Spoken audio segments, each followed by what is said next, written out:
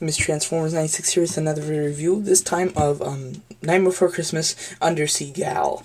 So here we go. Okay, this is Wednesday of my reviews for Nightmare Before Christmas. I'm making this on Tuesday, but I'm going to post it on Wednesday.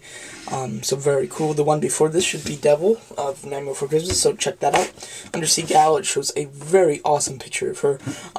It says features cauldron, stool, and interchangeable torso. So very nice. Okay, on the back here, let's just get it back. On the back shows a great picture of the Undersea Gal. So very nice. It says known Alice's how do you say that? Just different names, how people know her. Swamp Hag or Mermaid, often seen with the witches. Special talent, holding her breath. Likes makeup and Jack, and dislikes drying out. So very cool. Some others from the whole series, all of the series. Here's the Undersea Gal, doing a review for her right now. The Devil, which is the one just before this. The Demon, which is my review before the Devil, and then my review for tomorrow will be the Clown, and then I'll compare them all. So very cool.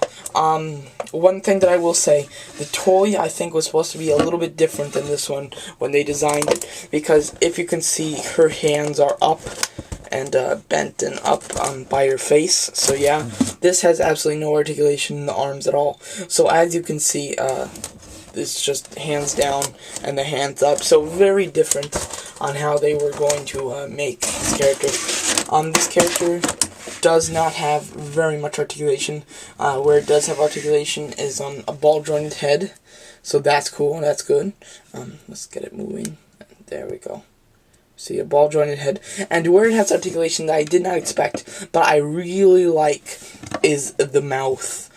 Yes, the mouth opens to give it a completely different expression, like, So it's a very cool mouth. I really like the way that they did that. It's like, yeah, just a calm one, the very shocked, and just the, kind of listening and just kind of like hearing, very anticipation.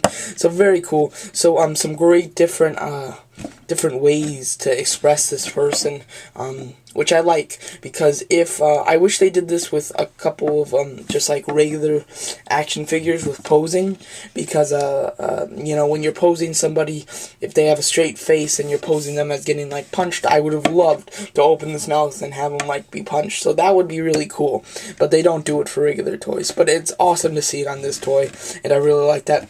The toy herself, it's this green, kind of light green in some areas and dark green in others. Very nice design. The skinny neck and the super skinny arms are very Tim Burton-ish. The head sculpt is great. Very unique kind of face, which is awesome. She's like a mermaid, so she actually stands on her two fins. Stands on them quite well, so she's not leaning on anything, so that's cool. I really didn't expect them to have that, so that's awesome. I really like that. So but the paint on this one's very good, with mostly just green with blue fingertips and a kind of very slightly hinted blue mouth, but mostly gray, and yellow eyes. So very cool, very awesome looking. The two accessories that she comes with are really what are just amazing, that I love. That I thought I would love. So here you go. So she's got this stool, that looks great, very awkward and slanted, very much like Tim Burton, as I've mentioned. And then the thing that really sold me 100% on this figure was the cauldron. So, let me just move this out of the way. There we go. So this big cauldron here, it's not a perfect circle, it's all awkward shaped. It looks like it's clay. Really, they really tried to make these toys look realistic, and since in the movie they're clay, they really tried to make it look like they're clay. So very cool. You've got this tub or cauldron, and I really love this. Very cool. In the movie, this was something in the movie, and it had lights coming out of the bottom. Don't know if you saw it, but yeah. So very cool. It's got two like little bumps in there, and one of her features is you can just take out her her waist or torso. So very cool. And then, you think, oh, you can put her in there and she'll look great. And you can't put her in here.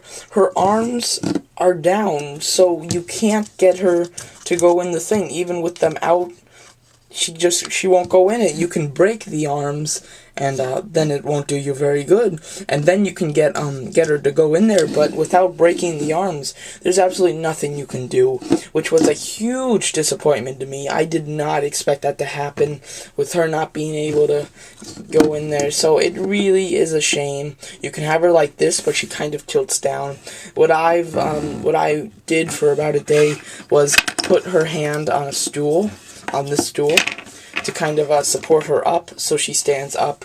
And if you want to do that, you can do it. It's not putting much stress on the arms. I mean, a bit, but not much. You can have her with the mouth open. She looks pretty cool. If they made this figure right, or made it like they originally planned to on the back of the on this box, with the arms being bent and up a little bit, it would have been 100% fine. She would have been able to fit in the cauldron perfectly and just look great. So, very disappointed. I mean, it's a great accessory, great idea, but they just didn't execute it well at all. So, super disappointed with that, but there is just nothing you can do. Absolutely nothing. So what I do is, I don't want to stress the arms by putting her like that, so I just place her like this. So just something simple, so yeah. And also something that I wanted to do. Sorry, the camera's shaking.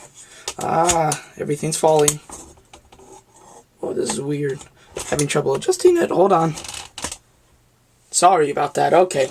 But what I really wanted to do was to have her in there, and then, you can just hang this off the side. It looks like her what is this called? What is this called? I can't remember. Fin, fin, I guess you can say, is coming up the outside. I thought that would look awesome, but they just didn't execute it well, and they just planned poorly. So that was a big disappointment, and just really horrible. But what are you gonna do? You have to accept it. Nothing you can do. Really, there's nothing that you can fix either. You can't, if you sawed off the arm and put in a little hinge joint there, I guess you could do that, but it's a lot of work and I don't want to. So big disappointment on that, but what are you gonna do? Still, overall, it's a good figure. If they executed the cauldron thing good, if they executed it well, it would have been perfect, a great toy. But since they didn't execute it well, I'm just gonna say it's a good toy. Yeah, so that was a huge disappointment. But they had a great idea going for them. They just didn't execute it well. But this tub is very cool and very heavy, by the way. At first, I thought it was like this. But it isn't.